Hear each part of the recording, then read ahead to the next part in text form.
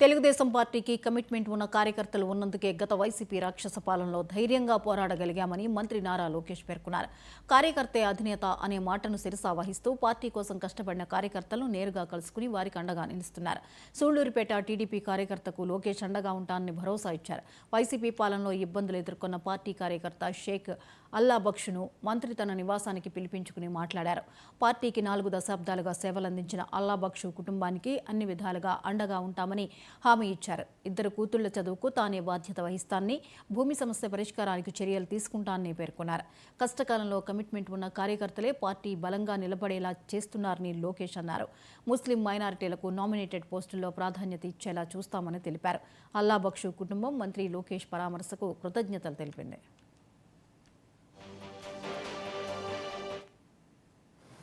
నుంచి వచ్చాము. మేము 1983 నుండి టీడీపీ పార్టీతో మా కుటుంబం కొనసాగుతుంది. గత కాంగ్రెస్ ప్రభుత్వంలో, ఇప్పుడు వైసీపీ ప్రభుత్వంలో అనేక ఆటుపోట్లను ఎదుర్కొన్నాను. నేను పొలాన్ని కొంత కోల్పోయాను. చాలా ఇబ్బందికరమైన పరిస్థితులు ఎదుర్కొన్నాము. ఇవన్నీ లోకేష్ బాబు గారి దృష్టికి వెళ్ళి లోకేష్ బాబు గారు మమ్మల్ని, మా కుటుంబ సభ్యులందరినీ పిలిపించుకొని మాతో చాలా ప్రేమగా మా బాధలన్నీ విని మాకు చాలా భరోసా ఇచ్చారు. నేను కోల్పోయిన పొలం విషయంలో, మా పిల్లలు ఎడ్యుకేషన్ విషయంలో పూర్తి బాధ్యతలు తీసుకొని మా పిల్లలకి మంచి భవిష్యత్తుకి ఆయన తోడ్పాటును అందిస్తామన్నారు.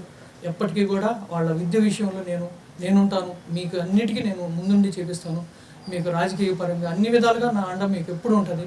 మీరు ఇన్ని సంవత్సరాలు మా పార్టీ కోసం కృషి చేశారు కాబట్టి నేను తప్పకుండా మీకు నా సహకారాన్ని అందిస్తానని చెప్పి మమ్మల్ని అందరినీ చాలా ఆనందంగా రిసీవ్ చేసుకునేసి ఆయన చాలా ప్రేమ చూపించారు. మాకు హృదయపూర్వకంగా లోకేష్ బాబు గారికి కృతజ్ఞతలు తెలియజేసుకుంటున్నాం. ఆయన మాకు ఇచ్చిన ఈ భాగ్యం మేము జన్మలా మేము ఆయనకి రుణపడి ఉంటాము.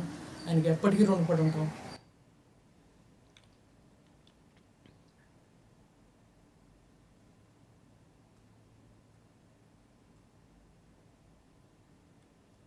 మేము చాలా సంతోషంగా ఉన్నామండి. లోకేష్ గారు మమ్మల్ని పిలిపించి ముఖాముఖి మాట్లాడారు. నా హస్బెండ్ గురించి, నా పిల్లల గురించి అన్నీ చెప్పారు. 40 years ఆయన పొలిటికల్ జర్నీ అని చెప్పాడు. చాలా సంతోషించారు. నా పిల్లల విద్యకి ఆయన సహాయ సహకారాలు ఉంటాయని చెప్పారండి. నాకు చాలా సంతోషంగా ఉంది.